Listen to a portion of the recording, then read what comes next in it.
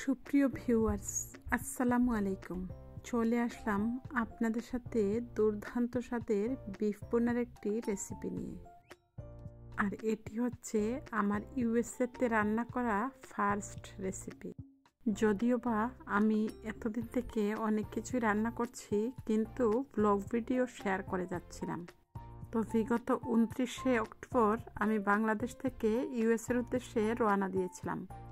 আসার পর সংসারটা গোছাতে বেশ খানিকটা সময় লেগেছিল।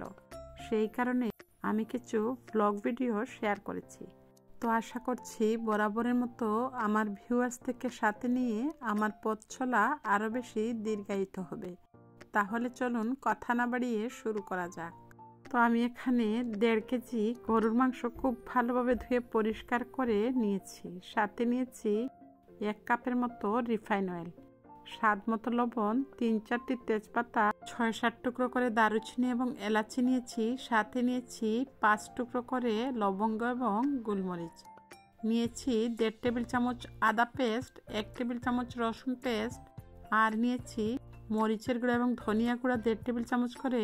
নিয়েছি হলুদের গুঁড়া 1 চা চামচ। এছাড়া এখানে নিয়েছি 2 কাপ পেঁয়াজ কুচি।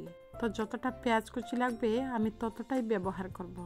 তো আজকের এই বিফ বোনাটা আমি হাতে মেখে রান্না করব, সেজন্য প্রথমেই 1.5 কাপের মতো পেঁয়াজ কুচি অ্যাড করে দিলাম।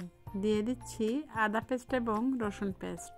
তারপর আমি এতে অ্যাড করে দিচ্ছি গরম মশলা, অ্যাড করে দিচ্ছি রিফাইন অয়েল। তো আপনারা আপনাদের মাংসের মেজারমেন্ট অনুযায়ী সব কিছু কম বেশি করে নেবেন। একে একে গুঁড়া মশলাটা অ্যাড করে দিলাম, স্বাদ মতো লবণটা অ্যাড করে দিলাম।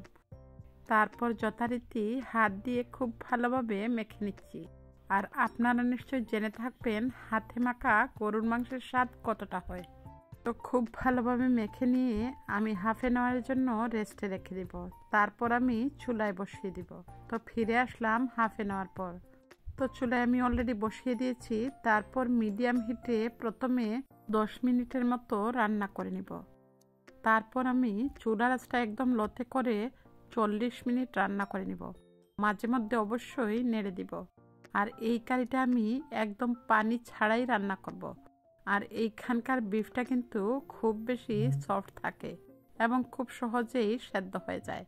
তো ঠিক 15 মিনিট পর আমি ঢাকনাটা সরিয়ে একটু নেড়ে দিলাম। দেখুন, দেখেই মনে হচ্ছে এখনই খেয়ে নিব। তো এই পর্যায়ে চুলার আঁচটা মিডিয়াম টু লো হিটে করে 10 মিনিটের মতো রান্না করে নিয়েছি। তো যাতে তলানিতে ধরে না যায় সেজন্য আমি 10 মিনিট অন্তর অন্তর এটিকে নেড়ে দিচ্ছি। আর দেখুন, মাংসের ভেতর থেকে কিন্তু পানিটা উঠে এসেছে। তো আমি পুরোটা পানি শুকিয়ে নিয়ে একদম মাখা মাখা বা ভুনা টাইপের করে নিব। আবারও আমি ঢেকে দিলাম 10 মিনিটের জন্য। তো ফিরে আসলাম 10 মিনিট পর। তো প্রতি 10 মিনিট অন্তর অন্তর আমি এটাকে নেড়ে দিচ্ছি যাতে তলানিতে ধরে না যায়। তো আমার বিফ বোনাটা কিন্তু অলমোস্ট প্রায় হয়ে এসেছে।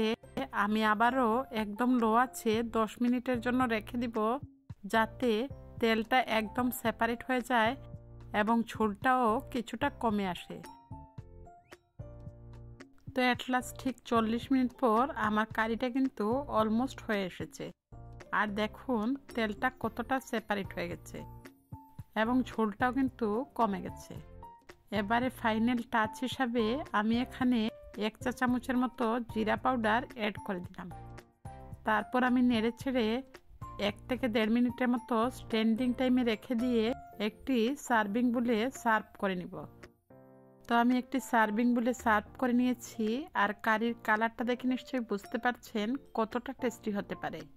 তো আশা করছি বরাবরের মতো আমার আজকের এই বিফ বোনা রেসিপিটি আপনাদের কাছে খুব বেশি ভালো লেগেছে। তো বরাবরের মতো ভিউয়ার্সদের কাছে রিকোয়েস্ট থাকবে, যদি চ্যানেলটি নতুন ভিজিট করে থাকেন সাবস্ক্রাইব করে পাশে থাকা বেল বাটনটি বাজিয়ে দিবেন, যাতে যে কোনো রেসিপির আপডেট সবার আগে নোটিফিকেশন আকারে আপনার মোবাইলে পৌঁছে যায়। আর যদি এই রেসিপিটি আপনাদের খুব বেশি ভালো লাগে, ইচ্ছে হলে শেয়ার বাটনে প্রেস করে অন্যকে দেখার সুযোগ করে দিতে পারেন। তো দেখা হচ্ছে নেক্সট এপিসোডে। ততক্ষণ পর্যন্ত আপনাদের সবার কাছ থেকে আজকের মতো বিদায় নিচ্ছি। আল্লাহ হাফেজ, আসসালামু আলাইকুম।